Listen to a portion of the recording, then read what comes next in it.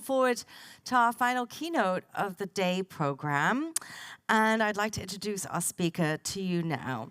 Manoj Harasgama is a British-born but Swiss-based serial entrepreneur and growth founder. He's built, scaled, and also exited multiple high-growth companies across B2B, software as a service, marketplaces, and is now getting into and invested in climate deep tech.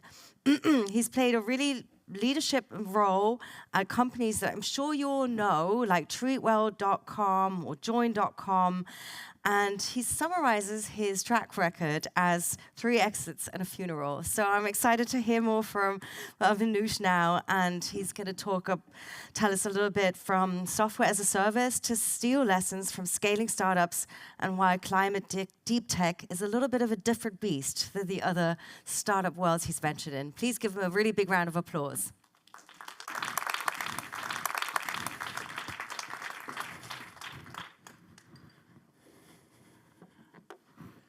All right. Hi, everyone. I can't see anyone because of the lights, but glad to be here for the 10th anniversary of the Set Tech Festival. Okay, brilliant. So a few weeks ago, I was at our high-pressure test rig running where the steel is glowing. It's glowing, the test rig, it's running at 2,000 degrees Celsius at Celsius and high pressures. And it's a moment where I realize, okay, it's pretty obvious deep tech's very different to software as a service.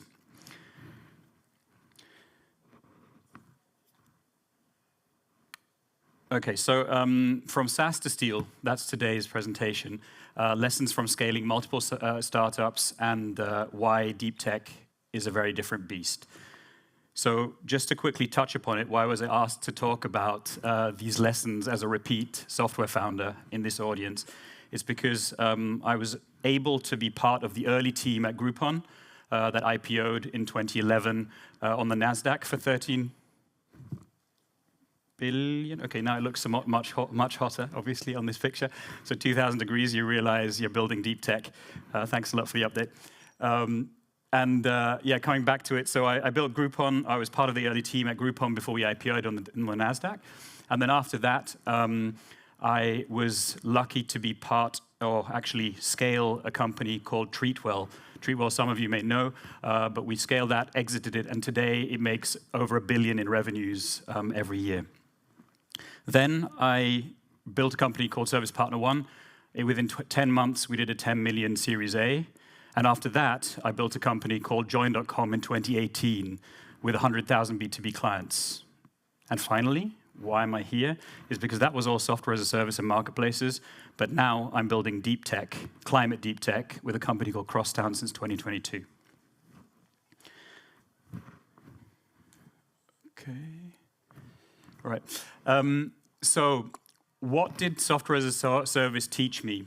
There are 3 lessons, and I'll go through them from left to right. But basically, during the time at Groupon, for me, it was one of the most important things that I learned was that execution always wins.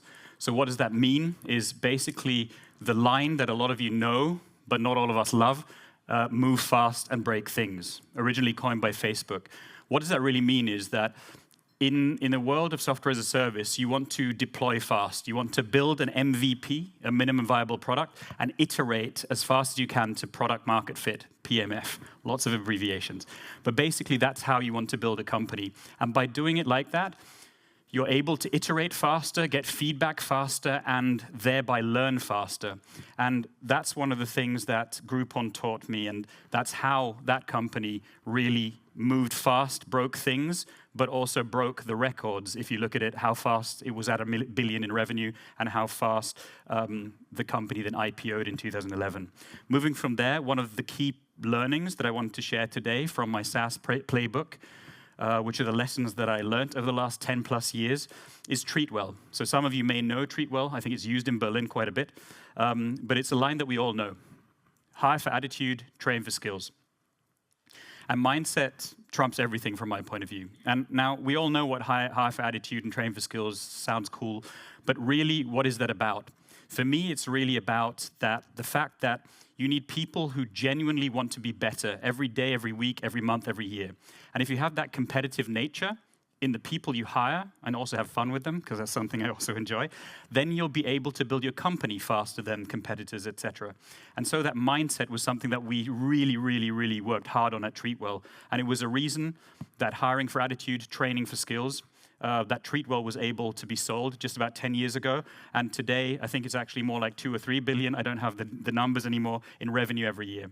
So finally, maybe a lesson that only I talk about, but maybe other people would agree to, is fundraising via spreadsheet. What does that mean? Sounds a bit ridiculous. But if you're a software as a service founder or an investor or people who know about software as a service, it's all about metrics. So in your spreadsheet, you have your customer acquisition costs, you have your CLV, so customer lifetime value, CAC, customer acquisition cost. You have your MRR, your monthly recurring revenue. You have your growth rates of the MRR, etc. These are all KPIs that all investors know and all startups who are building in software as a service should know. Because if you know these metrics, you know which ones to track, which ones to measure, and ideally, if you have a great team with you, like I had at Join, or still have at Join, you're able to manage these KPIs with the operational measures that you actually do. So you master your KPIs. And by having a common language with the investors, basically the KPIs or the spreadsheet where those KPIs are tracked, you're able to really talk the same language with the investors. And because of that, it becomes easier to know whether you will raise a round from fabulous global leading investors, maybe like Sequoia or Andreessen Horowitz. If you have decent numbers, you'll know that you'll be able to raise. But even before you start raising capital, you will know by your spreadsheet whether you are actually fundable. So those are things that I learned at Join. I had one co-founder, so we really did the fundraising for the first time fully on our own. And that was one of the things I learned there. And today, Join.com, a B2B software as a service for HR tech to reduce unemployment, basically, has 100 FTEs. And we do about double, well, I'm not allowed to say the exact number, but we double-digit millions every year since 2021. So these are learnings. Execution speed wins, move from a minimum viable product to product market fit, and then hiring for attitude, training for skills, and fundraising by spreadsheet. So those are some of the things that I learned in software as a service. Now, you all can feel maybe that I love software as a service, or software. So why pivot? Right? We're talking about SaaS to Steel, the topic of my keynote today. And one of the reasons is I know the playbook. It doesn't mean it's easy to build a software as a service company, but it becomes a bit repetitive, and you know how to build a company to a certain extent. So it doesn't mean everything would be a success, but it means that something, for my thirst for learning, got a little bit capped. I think the other thing is that building companies, there are a lot of transferable skills. So for me, it felt like, okay, cool. Some of the companies I mentioned, and thanks for Geraldine for mentioning at the beginning as well, some of them. Through those, it felt like I had some skills. I knew how the playbook worked, and I'd be able to build. And with I'd say the luck of building some successful companies, it felt like it would be a great moment to focus on humanity's larger problems. And climate change, energy transition seems to be one of them, right? At least in this room, we agree. And the key point here is it's a physical problem. So my inconvenient truth is that I haven't built physical before, but I wasn't quite clear about that until I started building it. But climate change is an atoms problem, not a bits problem. I think you've heard that line in some kind of form over the last few years. But basically, it's a physical problem, and I'm a simple person. I felt a physical problem needs a physical solution. So 2022, I founded Crosstown, a climate deep tech. Just to give you a quick idea why I've been asked to talk about from SaaS to deep tech, what is Crosstown? So gas turbines, let's start there, are a large part of today's energy infrastructure globally. One gas turbine, 100 megawatt one, will emit 300,000 plus tons of CO2 every year. Our team at Crosstown have built a burner technology that you install into an existing or a new gas turbine, thereby enabling the operator of that gas turbine to run on 100% natural gas, like they have, but also on 100% hydrogen and any fuel mix in between. And just for those of you in the audience that don't know, at 100% hydrogen, it's 0 CO2. So we've built the transitional technology for gas turbine operators to shift and transition to a future energy world. So that's what we've built. The quick fun facts: we started in 2022. We've got international patents at this point globally. We were lucky to get some grants, and also last year 3.75 million in funding again. And we're right now doing the commercial fulfillment of the first installations in the next few months. So that's now my DeepTech world. And then what I've learned over the last few years is DeepTech really rewired me. It's a different beast. And it made me learn like I'm a first-time founder again. So all the first-time founders in here, every time you build a company anyway, it's like doing it again, and you need to learn a lot. But it's part of the fun part as well. But I'd like to just talk what actually was rewired. So I talked about MVP, deploying fast, because if you have a perfect product and you don't have any questions from your clients, maybe you launched too late, right? You could have gotten more market share. That's the MVP story. But that reality somehow doesn't work in hardware. In our case, for example, if you think about Mr. Siemens, who has gas turbines, or Mr. GE, who also has gas turbines globally, and Manoj, that's me, going to them and say, I have an MVP, let's install it into your gas turbine. Well, that gas turbine costs 30 to 50 million bucks, maybe even more, especially the infrastructure around it. So they don't want to hear anything about MVP. They want perfection. But the team and the people in this industry are drilled. They know that they have to always be perfect. But my slides weren't perfect. The beginning of the presentation wasn't perfect. So some things don't need to be 100%. Some things 80-20, the Pareto principle works. And so what I then said is we need to change the values so the team, my team at Crosstown, can rethink when these things are happening and when it's different, when the nuance is important. And so I coined it as speed where you can, perfection where you must. So the gas turbine has to be perfect. It cannot explode. If you then talk about the presentation, maybe a dot on the I and a cross on the T isn't so important. The second thing is, I talked about hire for attitude and training for skills. I still believe that that's important in some functions and some industries more or less than others. But in deep tech hardware and climate deep tech, like we're building now at Crosstown, I had a clear realization that, and you saw the picture at the beginning, it was slightly exaggerated, right? It was never on flames. But that turbine, that test rig, if we're running it at 2,000 degrees Celsius, I don't want my CTO sitting opposite me saying, he's just opened his first book on combustion physics. I want him to know that this thing's not going to explode. So what did that lead me to assume is, okay, you can't work with the hire for attitude, train for skills mantra.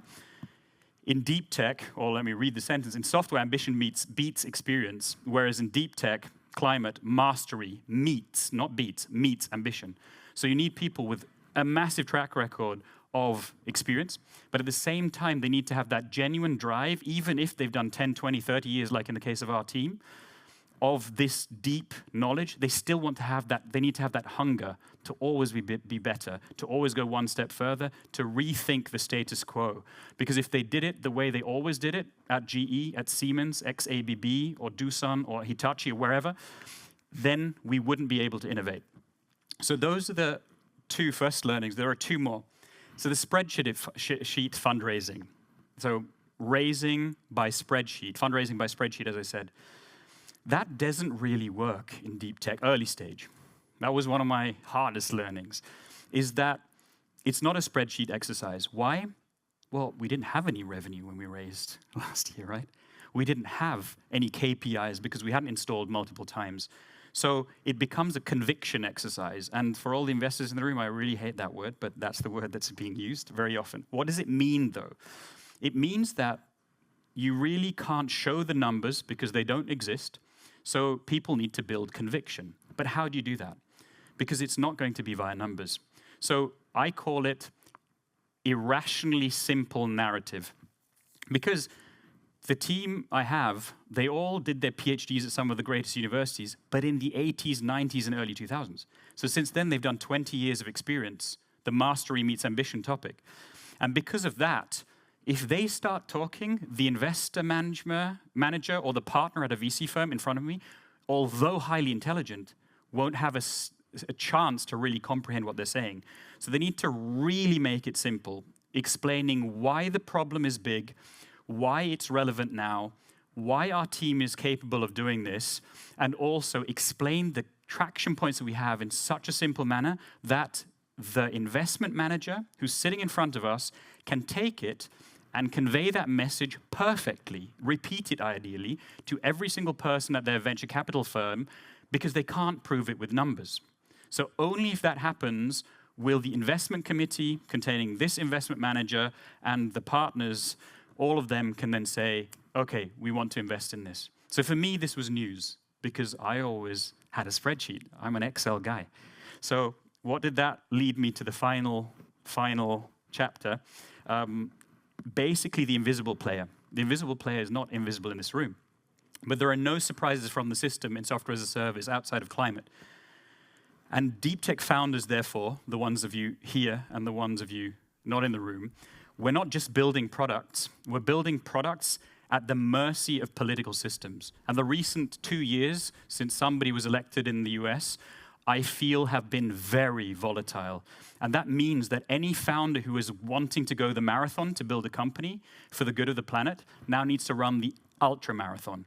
And so these are things that I think is important, that it's something that I didn't expect to be that impactful, having had my learnings from SaaS, shifting to DeepTech. DeepTech was a massively different beast. So I'm coming to my final slide, just in case the timing committee and the Beatbox crew is about to run up here. But basically, even I know now that climate DeepTech is a different beast. Knowing that it was, there are very, very clear differences that freaked me out. I cry under the shower regularly, like all of the founders here, by the way.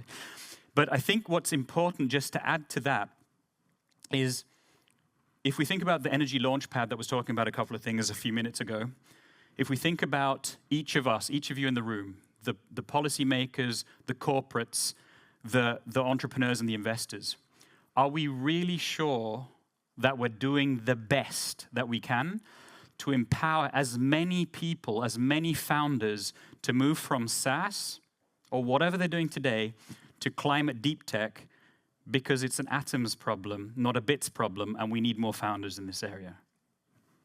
Thank you very much.